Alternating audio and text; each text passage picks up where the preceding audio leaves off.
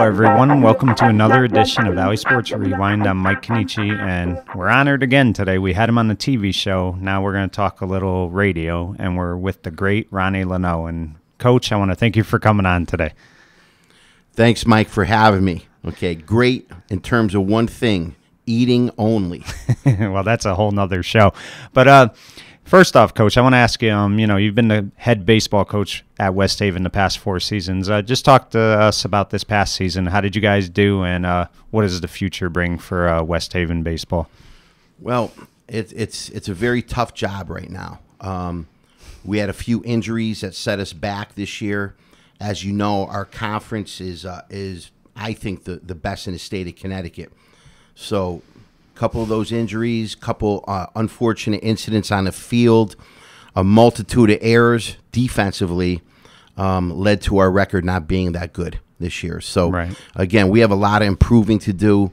Our schedule is very, very, it's merciless. It's a hard schedule. So I'm hoping to just get back to the state tournament for next year. Hopefully 8-12. I'll take a 10-10 season for sure. But we're going to be very young. We're still going to be very, very young. Again, 2 of those seniors that we lost were hurt most of the season. So I'm really hoping that this younger class of kids, my freshmen coming in and my sophomores coming in, could step up, because I think 3 or 4 of them are going to have to play this year. Right. Which, you sacrifice short-term for a long-term goal. So, I mean, these kids will be big impact players for you as they get to their junior, senior years. But you have to be willing to have that bad season. But in 4 years, I think you guys have reached tournament twice, correct? So, I mean, it's been a positive 4 years for you. Oh, it's been a great 4 years. I've thoroughly enjoyed the kids, the parents, my administration. It's a great place to coach and to teach, and I have no problems at all. Again, the hard thing is that if you went back to West Haven 30 years ago, they were comparable to what Amity is like today. Right. But our town has changed, meaning West Haven, in a lot of different ways. And I don't think baseball is quite nearly, our kids are as talented as they were 20 or 30 years ago. Right. Now, let me ask you, this has been brought up a lot, especially in, Major League Baseball, this whole DH thing. I'm a firm believer, and it's probably because I'm a Yankee fan, and, I've been watching the American League my whole life, but I really do not like the pitchers batting. I think they should just go with the DH. What's your opinion on this whole DH thing? I'm with you. I think pitchers should just pitch, and the DH should be able to hit for the pitcher. Plus, if I was a manager and a pitcher was pitching well against us, I would probably hit him. And try to get him out of the game. So, again, that's something that, I would throw at him on purpose and maybe injure him a little bit. And that used to be part of the game. Right. And to me, I don't want pitchers getting hurt, whether it's on purpose or not on purpose, unless it's while they're doing their job on the mound. So I think they should just pitch. Right. So tell me this. When you became Derby's head coach, I think it was 1997, you were the baseball coach. Let me ask you, what's the difference from 1997 and now 20 years later in 2008 as far as coaching high school baseball? What do you see the biggest change? Well, high school baseball, there's a lot more travel baseball going on. And I see a trend in sports right now that I don't care for. The wealthier towns, the wealthier kids are getting the necessary training, the year-round training in certain sports. And the blue-collar towns and the poorer towns are having a rougher time. Like I could remember at one time when the West Havens, the New Britons, the Ansonias, the Derbys, the Meriden schools, the Bristol schools, we were all very, very competitive places. And now I'm seeing a trend where the 7-on-7 teams, the wealthier schools are definitely doing a lot better, and it's going through all the sports. It's happening. So again, I wish in these towns more kids would play and participate. I don't think they have the opportunity for year-round training like some of the other kids do in this state, especially in Connecticut, where there's a high discrepancy in income. Right. And, are you I know you coach multiple sports, but are you a fan of a kid who just concentrates on baseball year round or concentrates on football, or are you a believer that they should play other sports? No, I'm a believer they should play other sports. Right. LeBron James was a great football player. A lot of people don't know that. Right. Joe Mauer was a great football player and basketball player. A lot of people don't know that. I believe that most kids will benefit by playing multiple sports. And I think in baseball, year-round baseball is actually bad. I think that's why we have so much Injuries. Tommy John surgery and a lot more injuries as well. Got to give that shoulder and that arm 2 to 3 months, I think, to recover. Right. And, the thing that you guys, the difficult thing that you and your players have, and it's happening everywhere, is the weather is just not the same. And, I bet it's happened to you probably this past season where you had your first game and you barely got any outside time to practice. It's been mostly in the gym. How hard is that to get your kids ready for that when they're not even used to playing outside? They've been practicing, indoors for 2 weeks. Yeah, baseball's hard in the Northeast. Again, by the time you start training, you're on the field, and then your season's over in 7 or 8 weeks. Right. So, it's unbelievable how fast it happens, and I don't like it, but I can't change the weather in Connecticut. If you look at the NCAA, I did this when Oregon State won the National Baseball Championship this year. I looked back, how many teams from northern states have won the Division I baseball championship, and out of I'm going to say 65 years, about 7 or 8 teams have been north of Washington, D.C. Wow. Right? So it's really beneficial to southern states and western states that have drier air and better a better climate for baseball. And how does it affect your pitchers? Has it been a problem for them at all with the cold weather or anything like that? Well, I have this thing where, and I think almost all baseball coaches would concur, we start throwing them in the gym right after the holidays. So they're going to be at their training facilities or wherever they're at, and we tell them, make sure you're throwing pitches from a wooden mound or from whatever you're throwing them from, and start working on throwing in the gym, because if you start 2 weeks before the season, you're probably going to have problems especially during the cold weather, which is really the first month of baseball. Right. Now, the football team, you also coached that. You ran the defense a long time at West Haven. I think you've kind of taken a lesser role, just cut back a little bit. I think you work with the linemen. But you guys had a highly successful season, big win against Shelton in the playoffs. Talk about, this past season, because it was a really good year for West Haven football. Yeah, again, it's hard as it is putting together a more competitive baseball team. Football's at the other end of the spectrum at West Haven. I think in the 10 years that I've been there, we've made the playoffs 7 or 8 times. Right. And it's just been the same for years there. They've been doing that for years. They make the playoffs probably 2 out of every 3 years, and they keep that going. We have a lot of talented kids. Right. We have a lot of tough kids, and the sport is big there. So, yeah, I would consider the last 3 years a success. And our kids are going to college, and they're doing some good things there. Right. And again, everybody wants to win a state championship.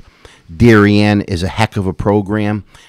To win 3 double L titles in a row means very impressive. Yeah, it's impressive. There's no other way to put it. They are an impressive team, and they are very well trained, and they were tough kids too. They knew the game. They played the game the right way. They really did. Right. And interestingly, for the staff you're on, a lot of these guys were former head coaches, so these kids have a great group of guys coaching them, and I think that's very important, especially today's high school football. You really need good coaching. Yeah, all the guys that have coached at West Haven, I would say, again, during my 10 years there, now going on 11, right? We probably had close to 10 head coaches in and out on our staff. Right. So yes, it's we jokingly call it the land of misfit coaches because it seems like everybody at one time, especially near the end of their career, they'd like to come coach at West Haven. Right. And you coached under both Charlie DeCenzo and Eddie McCarthy. Explain the difference between the two, because they're both legendary coaches, but they're similar in some ways, but they're a lot different in others. So explain the differences between the two. Well, that's very complex. They're both great coaches. I'm biased because Charlie, to me, was my coach in high school. I've always thought that Charlie made the most of any football team that he ever coached. Don't forget, Right. Derby's one of the smallest schools in the state with a football program. Very difficult place to coach. Okay, Right. And he had a lot of winning teams and a few state championship teams out of there. Charlie, to me, in my biased opinion, is the best coach I've ever coached with. Right. Now, Eddie, on the other hand, excellent coach. Again, and all you got to do, the proof is in the pudding. Eddie won a lot of games, a lot of state championships. And won at, 2 places, which, Well, is hard St. to Joe's do. and Yeah. West Haven. Yeah. I mean, a little bit more wilder times at West Haven. The stories. Right. Eddie's the best storyteller I've ever heard in my life. Okay. Wow. I get entranced when I'm listening to his stories, and I could tell probably 20 or 25 of his stories. Eddie's a great game coach. Right. Eddie's a great motivator.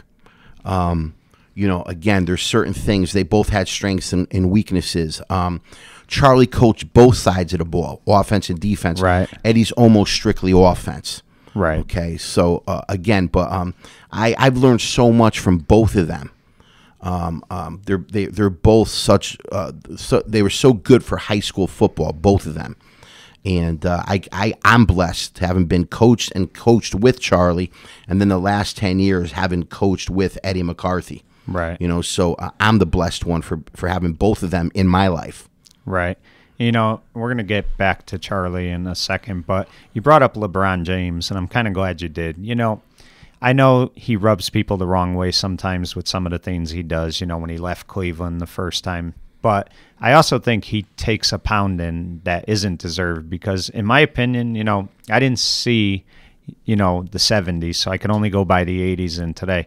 I would put Jordan first and LeBron second because, in my opinion, this guy, especially those last 4 years in Cleveland, he single-handedly got them to the finals every year and won a championship. Just tell me, do you think it's unfair to, look at that he's 3-6 in the finals? Well, again, a lot of people, and I blame places like ESPN and the whole sports society out there. Right. They love to just talk about single players. Now, in my opinion, Michael Jordan's the best of all time. Right. And then there's everybody else. Yeah. Okay, but that's my opinion. I think LeBron James is definitely a great player, and that record just goes to show you that you can't do it by yourself. Right. Okay, you've got to have other players with you, and he hasn't had that, as compared to, say, the Warriors, who have Curry, Thompson, Yeah. Draymond Green, now Durant. Yeah. Okay, these guys, they have multiple stars. Right. And with the Cavaliers, it was LeBron, and then Kyrie was there, and he was hurt. Kevin Love's hurt half the time. Right. So, again, I think LeBron's had to do a lot on his own. Do I think he's a great player? He's one of the greatest. But, again, it goes to show you that in the end, it's still a team sport. And that's what the thing that people forget, is Right. that you have to have great players. You have to have multiple great players on a team to win. And Right. and that's what people forget. Now, let me ask you, do you think he should have stayed with Cleveland this time around, or do you not fault him for leaving? Again, I'm more of a purist. I think him being a Cleveland guy, I thought he should have stayed. Right. I do too. Yeah. And I think that Cleveland, they would have elected a mayor and then eventually the governor of Ohio if he had stayed in Cleveland. Right. So now let's talk about Derby. Let's talk about your playing career a little bit. We did on the TV portion, but when you're trying to get your whole career in, it's hard to, talk about, spend a lot of time on things. Talk to me first off. You loved Lou DiFilippo. Just talk to me about how much of an impact he made in your life. Well, again, Lou DiFilippo, I mean, all you got to do, just about everybody who played for him would tell you the same thing. He was a second father. Right. He was a tough guy to play for. You had to be mentally and physically tough to play for Lou. Right. He had a class about him that was unbelievable. He was classy and yet tough at the same time. He was a man of all ages who honestly would transcend everything right now. Today he would be considered a fatherly like figure. I mean, to me, I can't think of one bad thing I ever had to say. His planning was impeccable. Right. His coaching acumen was impeccable. His relationship with the players was awesome. And so I thoroughly enjoyed playing for Lou. And he's one of those guys, too, as you get older, you wish you could emulate him more and more. Right. And, he had an incredible run in Derby. He really did. The other thing about him, too, is his players respected him. You didn't really see his players get out of line too much, especially in school. They knew they would have to answer to him. So, his players definitely, I don't want to say feared him, but they knew that, he was no nonsense. Oh, we feared him. Yeah. Yeah, we feared him. And right. I still say it's a good fear. I think that fear in a lot of cases is good for people. There's more people in the world should fear more people in the world, because if they did, they wouldn't be as boisterous and obnoxious as they are some of the time. I fear snakes, so therefore I don't go near snakes. Right. Okay, I don't want to get bit by a snake. And I fear the mental warfare that some women could play on you as well. So I try to limit that as well. Not get an argument with women. Okay. Right. And one of his final acts, it probably was his final act as a head coach, is he made you captain. You were one of 3 captains. Talk about that honor, because, I don't care, especially back then in 1982, being elected a Derby captain was probably the highest honor you could get from your coach. Yeah, well, the way he used to elect captains was he'd let the players vote on it. The coaches would have a vote on it as well. So I'll never forget the last meeting that we had in the clubhouse was about 3 or 4 days after we lost the championship game to Ansonia. Right. And he came in and he announced the new captains, of which I was fortunate enough to be one of them. And then right after that, it turned into a very bittersweet moment. He also announced that he was retiring as a football coach. So for me, it was so bittersweet, because here I was going to be the captain of the next group of Derby football, and then he was announcing his retirement. So it was a very devastating and happy time at the same time. But I knew within a few weeks that we would be okay, because all the coaches were staying. Right. Charlie was going to be the head coach, and I knew he was quite capable of leading Derby High School for another, it turned out to be 10 years, but it could have been forever. Right. So yeah, I remember that. It's one of those things, too. I bet, when you went home, all you were thinking about was him leaving more so than you being captain. So it was kind of weird, because usually a kid is, on cloud 9 when they get that honor, but you were thinking about him retiring, so you didn't really get to enjoy it like you would have liked. Yeah, I was upset, because I loved playing for Lou. Right. But all good things come to an end sooner or later. Right. And then you have to move on. And we knew Lou was hurting. He was on crutches half the season, and his back was bothering him. And I think at that time Lou was 65. It's 68, I believe. 68. Yeah. He was getting up there in age, and we knew that it wasn't long, because sooner or later age gives way. Right. And your 83 team, it was a struggle, but it was still a respectable year, 5-5. But let me ask you, do you think it was Charlie's first year, and a rookie coach is always going to make some mistakes, but do you think it would have really made a difference whether Lou was coaching or Charlie? Do you think you guys were just very young? No, I think we were very young. We had lost 22 seniors the previous year. Right. Charlie and Lou were not much different. Right. They were both, Charlie was... I just think he was younger, a disciple of Lou. Right. He was younger. He will come out and tell you he made some mistakes that first year, and probably one of the mistakes he made was putting me at fullback and not at guard. Right. Like he said, it could have been one of those things. Yeah. I laugh about it all the time, especially if you look at me now. I look like an offensive lineman, and you never know I was a running back who actually could catch the ball a little bit. And so to me, I think he was smart, though. I think he made sure the best player on our team always handled the football, and probably 3/4 of every play, or number of plays, Jeff Rice carried the football. Right. And Jeff Rice was by far the best player on our team. Right. And, let's talk about that great Ansonia game you guys played against. Again, that team, if I'm not mistaken, weren't they number 20 in the country, that Ansonia team? They just had a load of talent. Some of these guys went on to play at UConn. They were so good. You guys were, heavy underdog, but yet I think you fell behind 13-0, and then I think right away you came right back with 2 quick scores, and the game was tied. Went down to the wire. You unfortunately lost at the end. But talk about playing in that game, because you guys really played your hearts out in that game. Yeah, I mean, it was a game where I thought Charlie coached us to the max that he could have. I thought we played to the best of our ability. It was we never had a problem getting physical with people. We never had a problem playing defense. We were always good on defense, right. Okay? But we always had limitations athletically, especially my class. You know, we had a handful of athletes that was this. And Ansonia, on the other hand, you know, they had quite a bit of college football players on that team. Right. Guys that would go on to Miami, 4 or 5 to UConn. You know, guys that could have gone to places, but maybe, you know, their grades weren't up to par or whatever. But they had a lot of college football players on that team. They were undoubtedly more athletic than we were. Right. So it was just, and, you know, they might have played a bad game that day because they were better than us.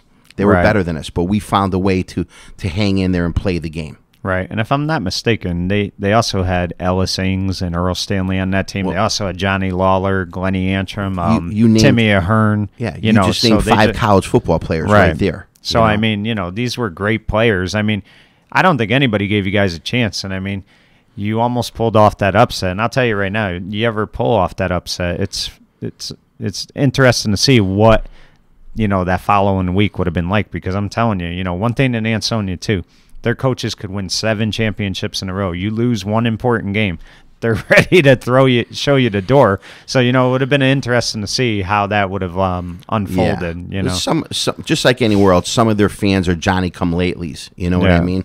They don't. They've been awfully spoiled over there and fortunate. I mean, they have the winningest tradition in Connecticut sports history. You know, and, you know, all you got to do is look it up. They have about 15 guys that at one time or another played in the NFL. Yeah. That's unheard of, you know. Their coaches do a great job. They did a great job over there, and their coach currently, Coach Brockett, does an outstanding job. So they're lucky that they have that going, and they still have it going. So, you know, they're good. But, yeah, you just named 5 or 6 college players right there, you know, and they were definitely a talented bunch of people. Right. Now let's talk about the 92 Derby Red Raiders. You returned the Derby, and, you know, right off the bat, Coach, I could just remember certain things. Like, what always impressed me is you knew everybody's name before you even walked on that field, which tells me you had to have, you know, gotten to know some of these players in the off season, because you just knew who everybody was. I mean, that always amazed me about you. But that 92 team, there was a lot to prove. Charlie was so devastated the year before. They lost Ben Bartone to a tough injury. That team went 5-6. I think it was the first losing team in 29 years. Talk about returning the Derby in 92 and being a part of that program. Well, I was real happy to come back as a teacher and a coach. Again, Charlie brought me in. He hired me as a history teacher. He hired me as a football coach. I had just got through coaching at a couple college stops and a few other high school stops, and so I came back, and the team wasn't overly talented. They had they had some athletes, just like you need to win some games. But I attribute it again to a good head coach. Okay, we had, in my years of coaching, now this is 29 years coming up. Now is the 3rd best player I ever coached, but up until 5 or 6 years ago, he was the best player within the context of a team that I coached, Dave Van Roman. Right, tremendous player. I mean, he was the best overall player, defense, offense, special teams, okay? Whether it was calling the defensive coverages, whether it was getting interceptions, whether it was, I mean, he predicted 2 or 3 times right in front of me, I'm going to score on this play, coach, and he did. Right. So he was the best player that I coached at Derby. He was the best player that I coached up until 5 or 6 years ago, when 2 kids came through West Haven. One of them named Irvin Phillips, who's now with the Tampa Bay Buccaneers, hoping that he'll make the team this year, and another player that played alongside him, Dwayne Gary. Yeah, those 2 guys were excellent. So they moved up ahead of Dave. Unfortunately, sorry, Dave, but Dave still is in the top 3. He was unbelievable, and what a leader he was too, because, you know, he made sure that he stayed on those kids during practice, but he wasn't a jerk about it. He was a motivator, and he wanted to win, and he didn't, do any nonsense in the locker room or anything like that. It was that kid just wanted to win, and that was his number one goal. Yes, he was one of the best leaders I've ever seen on the football field. I remember when he took Stephen Tilke and Joey Cabral and Jamal Baskins under his wing, pushed them, got in their faces, but never, ever was detrimental to them. Or, I thought he was able to get the most out of his players that he played with, and he surrounded himself with guys like Claudio Mendez and David Bazzato and George Hay, and you name Sean it. Bittman, yeah. Oh yeah, all of these kids, it was truly a team effort led by David. Right, and two guys you took under your wing, and I really credit you for the seasons they had, because they had a great season, was your right tackle, Rick Kovacs, and your left tackle, Claudio Mendez. And, the highlight of that season for you, I'm sure, was Mendez making all Hoosie, and you were able to tell him after the Shelton game. You always tell that story, and if you want to tell it here, you could, but you really worked hard with those two guys, and they really, did everything you asked out of them. Yeah, I mean, those were two guys that never really played much varsity football until they were seniors, and pretty much in Derby, they had to play. So I just said, I'm going to make it my business to push them as hard as I could, and sometimes it was very hard that I pushed them. Claudio was 6'2", 170 pounds. Yeah. He was thin, but I could tell that he was tough. And Kovacs was a big kid who needed, at that time, a little bit more toughening up. Right. And they both responded very well. And they took the coaching, they took the push, and they were both, they had good seasons, and they were part of that winning team. And I still say that Kovacs played above his ability level and got it done. Right.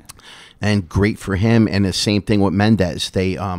Mendez, again, played above his level. And I just think they both, those are great high school stories right there, those two guys. Right. And, you guys capped it off with a great win against Shelton on Thanksgiving, 14-10, a big touchdown by Mike Paquet. Those kids would go on to win their last 4 games. It was a really good season. Let me ask you this, though. And you coached under John Oko for, I believe, 6 years after Charlie stepped down. But was there a part of you that was a little disappointed that you only got to really coach 1 year with Charlie as the head coach? Would you have liked a few more years coaching with him as the head coach? I still wish Charlie was the head coach today. Yeah. I thought his career was he gave it up by the time he was 45 years old. Yeah, 44, yeah. And to me, he had so many good years left in him. But John Oko was a great football coach. He knew what he was doing. Right. John was a good coach. Then, obviously, I came along for a very short career at Derby as the head coach. And then they went through Carmen DeCenzo and George French and everything. All good guys and good coaches.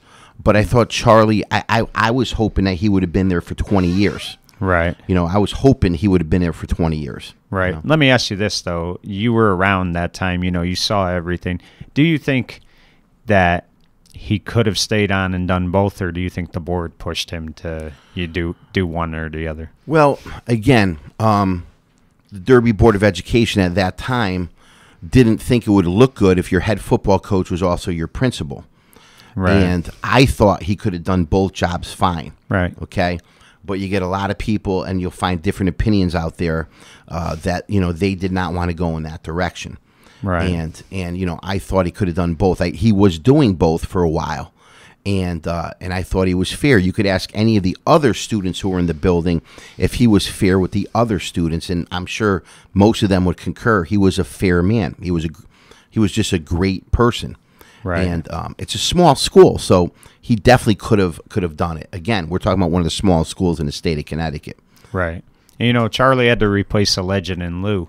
You had to replace a legend as an assistant coach when Frank Alou stepped aside after the 95 season. And the other thing is, too, you'd been coaching the line for like the past 4 years. Now you go to doing the receivers and defensive backs. Let me ask you, was there a part of you that, felt you were a little inexperienced when you started doing the D-backs, or were you able to pick it up right away? No, I think coaching is coaching. I think coaching is teaching. Right. So whatever you don't know, if you know ahead of time, it's your job to go out and find what you can do to make a difference at that position. I took it as a challenge. I never ever thought I could not do it. Right. And yeah, I wasn't afraid of it at all. What's there to be afraid of? You just got to teach, you know. And you kind of played a little defensive back, if I'm not mistaken, weren't you? Like in high school. Yeah, so you knew the position. Again, 35 years ago and about 80 to 90 pounds ago. Right. Yes. Yep. Right. And, that 96 team, it was, interesting because you guys did not start off good. You lost all 4 of your scrimmages. It really didn't look like there were too many positives. Then you have a bad loss against East Haven. But I always credit that game against Guilford, the second game of the year. You guys fell behind 17-0. And then in the fourth quarter, like a light switch, you turned it on.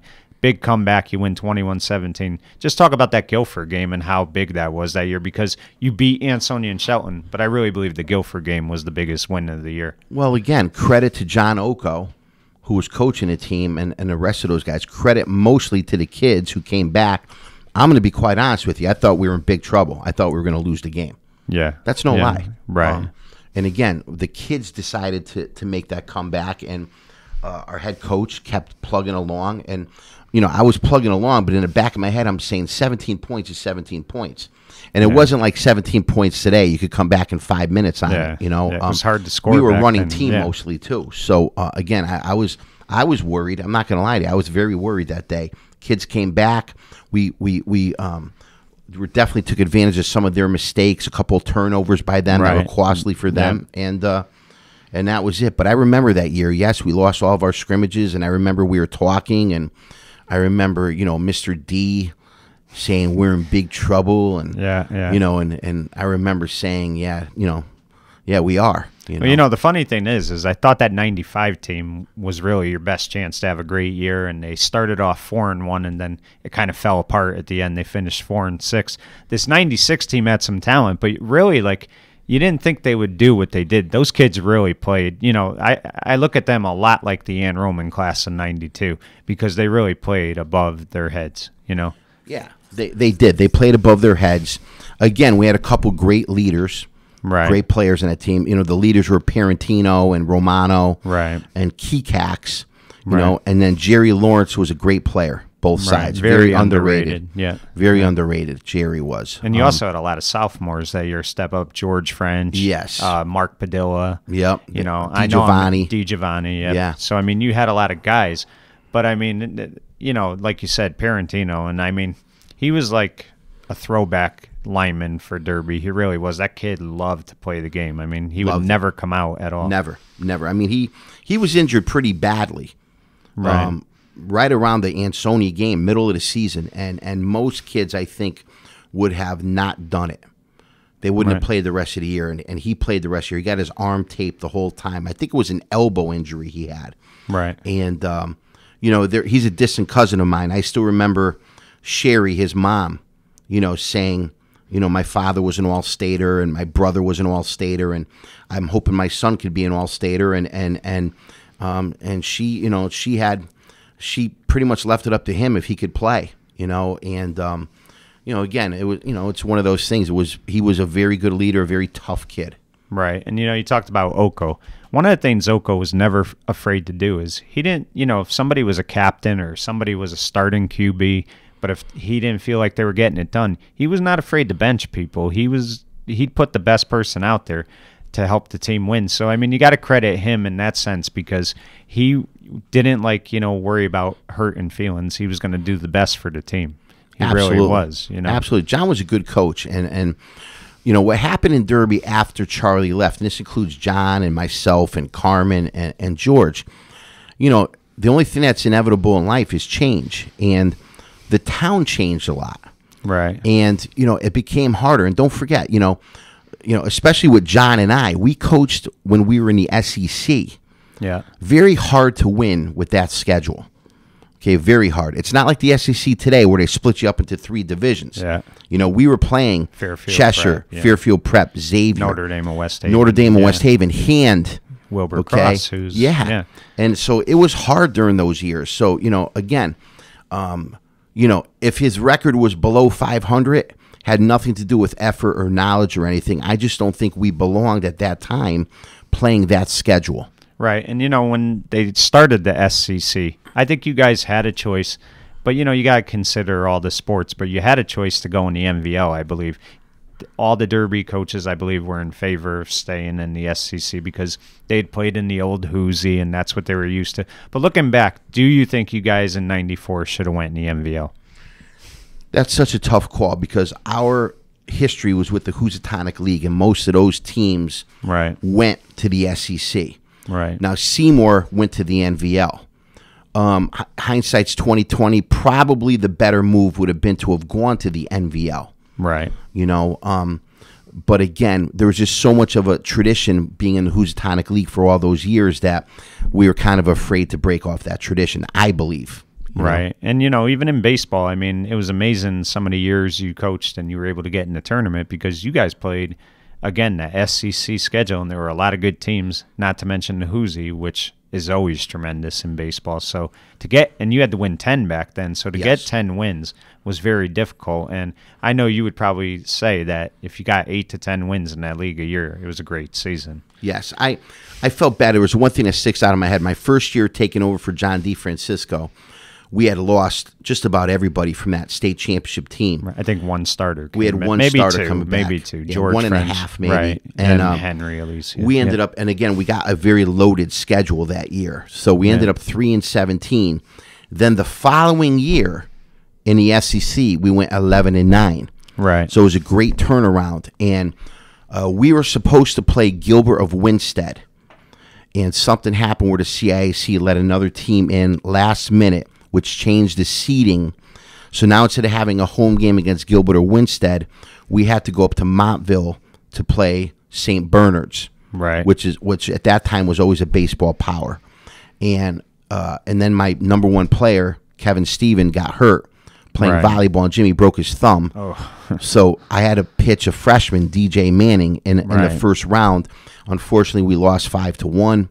And I thought that team could have possibly have won a Class S title had we had our best player and had we started off with Gilbert that year instead of St. Bernard's. Right. So it goes to show you have to have some luck. You have to have some fortunate things happen for you to go and win, because we did beat Notre Dame and West Haven that year. We did beat Cheshire that year. Right. Those are two of the greater wins that I think we beat Shelton that year as well. Yes, you did. Yeah. So yeah, it was a great team. Yeah. Now you also coached basketball at Derby. I think you did that for about 4 or 5 years, maybe 6 years. You coached with Joe Borzelli a little bit. You also were the freshman coach. Let me ask you this. Before you became a coach with the basketball program, was there a part of you that said, these guys should win more, this and that? And then when you got on the staff, did you change your mind when you saw how difficult it is to win in that sport? I've always thought that back then when you're younger, you think that coaching makes a huge difference. Right. And as you get older, you realize that players make the biggest difference. Right. Okay. Schedule makes a big difference. Yeah. So those two things, do you have great players and do you have a schedule that allows you to win some games? Those are the two biggest variables that matter. Okay. Right. So when I was younger, I thought, well, if I just coach hard and research it and scout and do all this, you're going to make a difference. And you'll make a difference for maybe 1 or 2 games, and maybe games that you were losing by 40 points, now you're losing by 20. But again, Derby's not going to walk into the gym and beat Hill House. Right. Back then.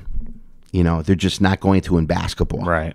So again, and there's so many other things that come into play, but Hill House, during the majority of their time, has always had better basketball players than most other teams in Connecticut. Right. So who's Derby to step onto the court with them? Right. And, you and Joe did do a great job there. I mean, you almost knocked off Shelton and Amity one year, which Derby, for as long as I can remember, it was hard for them to be competitive against Shelton, and you almost beat them. I think you lose in overtime by 3. So, I mean, the games were competitive. I mean, let me ask you, though, does it get frustrating when you're putting all that work in and still, like you said, maybe you might be better 1 or 2 games? Do you get frustrated when you're putting all that time in? When you're younger, it doesn't bother you as much. Now I look back and I think about it, and I'm actually tired thinking about it. Yeah. Okay? Because it's something that I don't know if I could do again now that I'm 51 years old, as compared to when I first started coaching basketball when I was 25 or 26. Right. Coaches again, when you put in that much time, just like my grandfather used to say, even a dog likes to get petted once in a while. Well, even a coach, if you're coaching, you want to win once in a while because it makes things easier. It feels good, So, yeah, I don't know if I could ever go back into that situation again, not at this age. Right. Okay? But as a young guy, I was just looking for stuff to do. I mean, I had so much energy, Right. And now, as an assistant coach with the West Haven baseball team, I believe you were part of a state championship team, correct? That was it 2013? Oh, and there's the ring right there. Yeah, I wore it because I wanted to show it to you, Right. know. But and it's again, I very rarely wear this ring. Right. But I wanted to show that to you today. I was part of the 2009 staff. Yeah. Yes. And what was that like? Because you know what? I don't care whether you're 16 years old or you're 50 years old. Having that moment has got to be the greatest feeling, correct? It was a great feeling because it was my first year on the staff. I was used as an assistant coach, and I scouted during those tournament games for head coach Mike Cannici. Right. And, having been a former head coach, I was able to break down the other teams pitch for pitch, what the batters were swinging at, what they were taking, what pitches they could hit, what pitches they clearly could not hit. Yeah. And I remember we scouted Shelton twice leading up to that tournament, and then we lost. I mean, we won a very close game to them. I think it was 4-3 or 3-2 in the semifinals that year. Right. And again, it was a great accomplishment. But again, it was about the kids. We had the best pitcher in the state throwing for us. Right. And like I said, with luck, okay, you look at the games. We won 3 one-run games, and the scores were like 4-3, 2-1, and the championship game was 1-0. So again, it's pitching, and his name was Tommy Lawrence. Right. Went out to the University of Maine and was a player of the year in that conference one year. So and Tommy was great, and we played great defense behind them, but it was a very light hitting team. It wasn't a great hitting team. Right. But they had great defensive players, and they had one great pitcher, and then the other 1 or 2 pitchers were serviceable guys who were competitive, but they, and how do we get lucky? One game got rained out, so it pushed to another day, and now Tommy's innings re-kicked in. He was able to pitch again. Right. And so that's what we did. Right. And, it's kind of interesting about you because if somebody would have told you 25 years ago when you started at Derby that, you'd probably be more of a baseball guy nowadays than a football guy, you would have probably told them they were crazy. But really, baseball is, I would guess, probably your number one right now, correct? Yeah, it has to be because, that's what I'm doing right now. And I can never see myself as a head football coach again. Right. And baseball, though, I think I could still do this for a few more years. Football is by far the most time-consuming and laborious of all the coaching jobs. And if you ask people who've done it before, they'll tell you, most people tell you that football is by far the most time-consuming and laborious of all the jobs. And now is the passion still there for football like it was in 92? I mean, do you still have that passion when you go out there? I mean, you wouldn't do it if you didn't still love it, correct? There's nothing like Friday night football games, especially right now in West Haven. We have good crowds. Right. It's important to the kids. The band is playing. The cheerleaders are cheering. I mean, and our cheerleaders and our band are a big part of the whole atmosphere that they create. Our cheerleading coaches have always done a good job. They're very competitive. Our band director, Cassie Marcella, does a great job with the band. So again, we're talking about a whole atmosphere, and that's, I see Derby people at our games. Yeah. And Valley people altogether. I see quite a few at our games, and I think because of who we play in the SEC and because of the atmosphere, I still think West Haven's a very exciting place for football. Right, and that's a great program. It really is. And, in a lot of ways, these kids are like similar to when you were a player at Derby. I mean, they got that same toughness, and they appreciate everything the coaches do for them, which I think is very helpful. Yes, most of our kids come from blue-collar households. We don't have wealthy kids. I think on our whole team, maybe 2 or 3 kids drive. Right. You know, Wow. a lot of our kids are still riding bikes or they're walking places, and you know, we feed our kids before the games, and yeah, I mean, these kids, they a lot of them don't have easy lives. Yes. Right. Now, I want to get back to Derby for a second, because a former player you coached, he's been Derby's football coach now. This will be his 9th season. And again, this is why I like having you on, because you're not going to sugarcoat anything. What do you say to people who, because sometimes he takes some criticism on sites like Facebook or Twitter. What do you say to people who criticize the job he's done in these last 8 years? What would be your response? Again, if they knew George puts in a lot of time. He works hard. Right. He tries very hard. Okay. I don't criticize George. I stick up for George, as a matter of fact, against you know, the minuscule criticism that's out there. I don't hear a ton of it. Plus, they probably know that I would argue with them over that. George, to me, the good thing, I'm happy for him, is I just heard that Charlie and Dee were coming back to help him. Right. I think that could be a helpful situation for George. But again, George, to me, puts in the time. He cares a lot. His kids go on to college. Again, I think it's all based on effort. And again, I'm glad that he's getting these two guys on board, though, because I do think George needs to have people who are experienced assistant football coaches, who were head coaches, who could help him, you know, getting back in full throttle into the program. Right. The other thing I wanted to ask you too, because you'll give an honest opinion, there are still people that whenever Derby's not doing good, and you say to them, well, you know, the numbers aren't there, one kid goes down. And a lot of people like to bring up the Carbone era because he coached 22 kids and won. But my opinion has always been that back then it was a different time, and you can't compare the two nowadays. What do you say to that when people try to use the Carbone era as, you know, an example for when somebody gets hurt or they only have 24 kids and they're not winning? Because I don't think that's really a good, you know, example or a good comparison. It's not a good comparison. And the people who are saying that were people who are now in their 70s. Right. You know, in their 80s. Right. Different time, different era. Ron Carbone could not do today what he did in 62. Yep, with the kids that he did in 1962 and 63. Yeah. Okay, turning on the lights, running them until they were crawling. You know, those type of stories that I heard. Ron Carbone was a great football coach and a great man. Yes. You know, definitely. And so was Lou. Right. And neither one of them would be allowed to coach the way that they would coach today. Right. Okay. The tough love barely exists anymore. Driving kids to the limit barely exists anymore, because a lot of people treat their children as, you know, as little princes and princesses, you know. Right. So that type of old style coaching doesn't exist anymore. Right. Now let me ask you, do you think 5 to 10, you know, 5 or 10 years from now, Derby could ever, I'm not saying get back to the glory years of the 70s, 80s, but can they ever have a season where they could get back to the playoffs at least? Do you think that's possible? Remember what I told you earlier. The only thing that's inevitable is change. Right. It could be change for the positive too.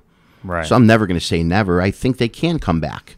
Right. You know, and it could be this year, or it could be in 5 years. Okay. And it might not be for 10 more years, but you know, the only thing that's guaranteed in life is change.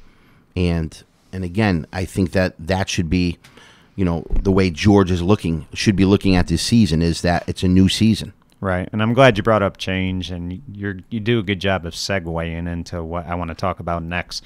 Talk to me about this whole talk about regionalization. I mean, they've been talking about this, I believe, when Alan Schlesinger was first mayor of Derby back in '94. It never really, you know, it never got past, like, you know, maybe a preliminary meeting. Talk to me about this whole thing. Do you see it happening, or do you still think we're a long ways away? Well, I think we're a long ways away because there's so much that goes into it. Right. It's not, you don't snap your fingers and say, okay, let's get together and let's do it. Right. That's not going to happen. All right? Right. There's so many different issues that have to be addressed first. You have to study it. You have to look at numbers. And And I'm very quiet on that committee because I'm still learning the whole procedural things that go on. I personally always wanted to see it happen. Okay, Right. I thought the two towns needed each other. You're talking about two prideful towns, though, with long traditions. Do you think the football part of it plays a part in any way? I think it's minimal. Minimal. Yeah. I don't Yeah. think that plays a big part in it. I think that we have people on that committee who very much care about the situation, and I do think this is not going to be a quick process. This is a long process. And I would say this, again, I said it in the meeting the other night, that if we could save not 100,000 or 200,000, but if we could save millions by doing this, okay, over the course of years, and if we could offer more choices for our kids, Yeah. then if those two things happen, I think that, again, if we could make it happen, we make it happen. But I don't know necessarily that we're going to save millions, and I don't know if it's going to improve the quality of education for our kids. So, and that's the kind of stuff you have to look at. But you're not going to snap your fingers and get it done in a year or two. Right. It's just not going to happen. So, Coach, let me ask you this. I would say probably 10 years from now, you'll most likely retire from teaching. I would say that's probably when you'll hang it up. Would you continue to coach after you retire from teaching, or do you leave them all together? I really don't know. Because I think I'm more than 10 years away from retiring. I think it's more like 13 or 14. Right. I know that I'm really immensely enjoying teaching at Gateway. Right. I'm enjoying teaching as an adjunct instructor at Gateway Community College. I enjoy that. I'm very much, as I'm getting older, getting into the history part of it. Right. I'm always going on seminars and teaching workshops for teaching. So I could definitely see myself still doing that. As far as coaching, I just take it year by year. Right. I say now, yeah, I probably will be coaching, but to be honest with you, I mean, this year took a lot out of me because I did 3 sports, Right. and I'm just starting to get my energy back in the last literally 2 or 3 weeks. Right. Because what a lot of people don't know is how much mentally it wears on you. Right. Do you? Is head coaching a year-to-year thing for you now too, or do you think you'll do that for at least 5 more years? It's year to year for me, but as far as baseball goes, I'm really looking at these younger classes that I have coming up because I do see something that could maybe help us get to the tournament again coming up. Right. Well, Coach, it's always a pleasure having you on. I mean, never a dull moment. And I've said this many times, but there's certain people that high school sports needs, high school in general needs, and, high schools and high school sports need Ron Luneau. And to me, without Ron Luneau in high school sports or in high schools, it's just not the same. And I really do appreciate you coming on today. Thanks for having me, Michael. And that was Ronnie Luneau. I'm Mike Cannici for Valley Sports Rewind saying goodbye, everyone.